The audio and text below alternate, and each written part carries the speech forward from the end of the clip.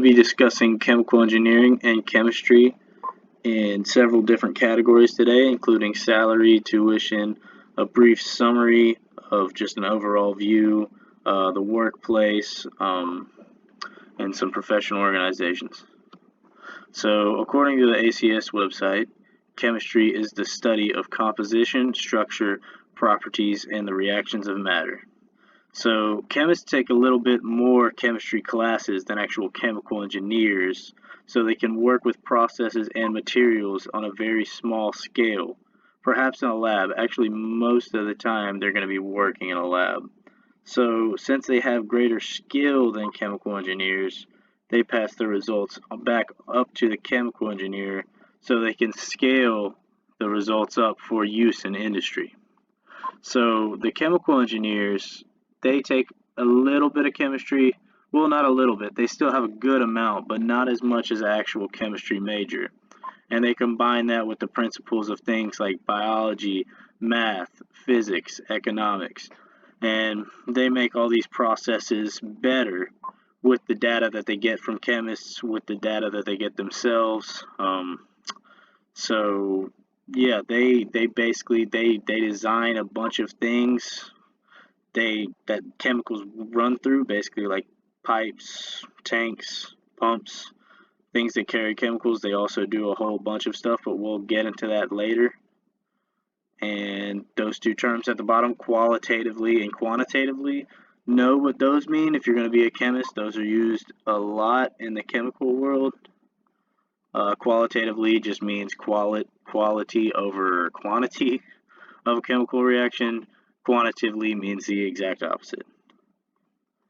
So professional societies, and you're going to want to join one of these right when you get into college, because it will help you know if the major is right for you, because you will be around people who are also interested in that thing. And believe me, like, I did not want to join one at all because I wanted to have more free time, but it's really no big deal, honestly. Like the IKEY or ACS, they're both great organizations. You can join free of charge if you're an undergraduate student. So I would advise you to get with your chapter leader and join ASAP, because it is a resume builder, and you can put that on a resume. It'll help you apply for internships. You can also find internships through those websites as well. So there's a lot of useful information on there, as well as information about your major. So if you're still thinking about what you want to major in college, then you can go to one of those two websites. If you're still in high school, that is, you can go to one of those two websites and find very useful information on your major, and just see if you want to major in chemical engineering or chemistry, or even another type of engineering if you don't want to do chemical engineering, because engineers do tend to work in plants. I'm getting ahead of myself though. They do tend to work in plants a lot together. So yeah, experience and resume builders do matter, because you can get in a leadership role in one of those professional societies, or just you being a member really does matter. So the salary. So I got this data from two websites. Chemical engineers get paid a little bit more, the mean annual salary, than chemistry engineers. So this data is what I pulled. Chemistry engineers, the average salary is about 60K, and that's just the average salary. That's not even an entry-level salary. Chemical engineers getting paid right out of the gate at 68,690, and that's just a rough approximation. That would be different for whichever state you live in,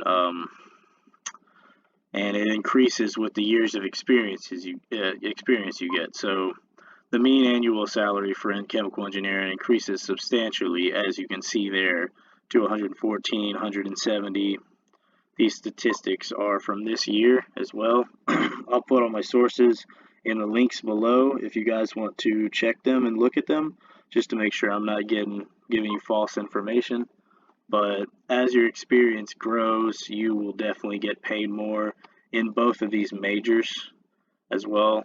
With chemistry majors, there's a little bit more of a demand for teaching, especially if you have your educational credentials.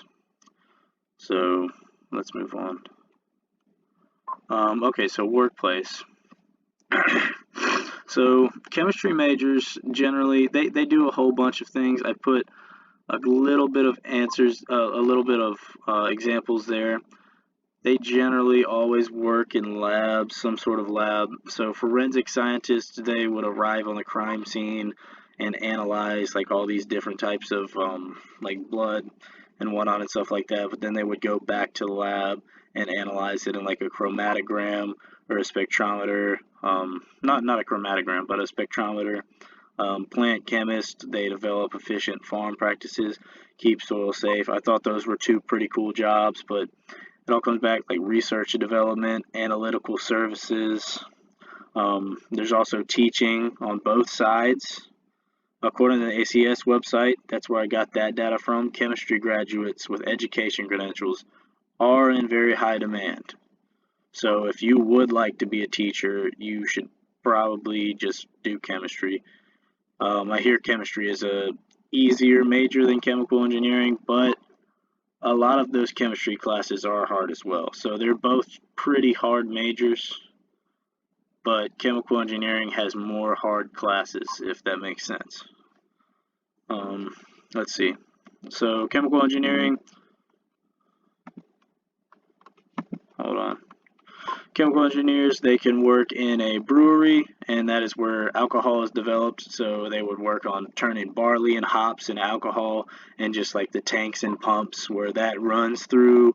They can also work in the field, taking environmental measurements or working on oil rigs, stuff like that.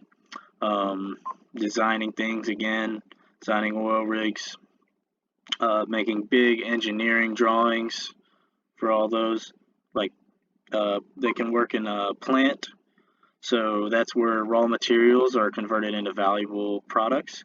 So the steel industry would be a good example of that, where they convert all these different types of alloy into just a pure mild steel. And a refinery would be another example. So they just take a bunch of different raw materials and convert it into gasoline, diesel, and ethanol, and all these different kinds of fuel that you end up putting in your car. So these are just two pictures I got from the internet of examples where a chemical engineer may work. So the top right one may be something more that you would design as a chemical engineer, just stuff that things would flow through, chemicals, that you would scale up from a chemist's design or a chemist's experiment or chemicals that they gave you. You scale it up to a bigger scale. And bottom left may be the field that you work in. It's an example of a plant. So if you would be working at a plant and, for example, like they sent you, you're like, hey, I'm going to go work in the field. You would leave the office at the plant. Maybe you have your own desk at the office, then you would go work in the field. So you would go out into the plant, which is the field part of the plant. And these are places of work for a chemistry major. So it's just two pictures of labs, basically just general lab equipment. There's beakers. Pretty sure you guys all know the basic pieces of lab equipment: beakers, flasks, and things like that. So basically, if you don't want to work in a lab, I would not advise you to be a chemist unless you want to be a teacher. Alright, so courses you have to take, and I've already discussed this kind of briefly. Chemical engineers, well, I might as well go over chemistry first. They take all the major branches of chemistry, which makes sense because they are chemistry majors.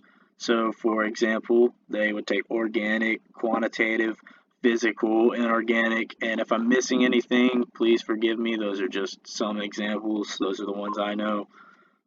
They take general physics, either calculus-based, trig-based. I think engineers have to take calculus-based, to my understanding.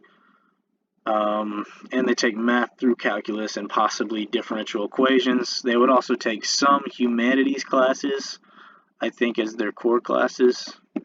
And chemical engineers, they take most of the chemistry classes studied by chemists. I know me, I'm doing chemical engineering.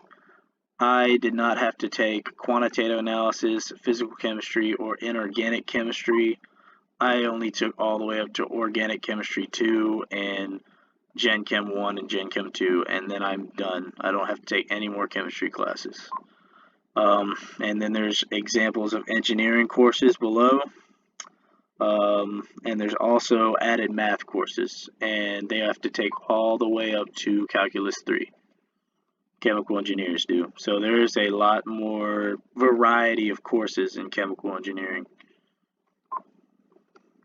So this is the tuition for chemical engineers and chemistry majors. Chemical engineering for state residents, on average, the average data reported by the research I did, and this is just for average state residents, so it's different depending on where you live. So for chemical engineers, it's actually lower, and for out-of-state students, for chemistry students, it's actually lower. So the tuition is very, very weird, and you would need to do, depending on what state you're in, you would need to do a little bit of research on that. I was not going to do all 50 states in this slide because it was kind of a tricky thing to put into one PowerPoint slide. And yeah, those are all my links that I'm going to put into the description below. Thank you. If you made it to the end of this video, please hit the like button and click subscribe if you want to see more.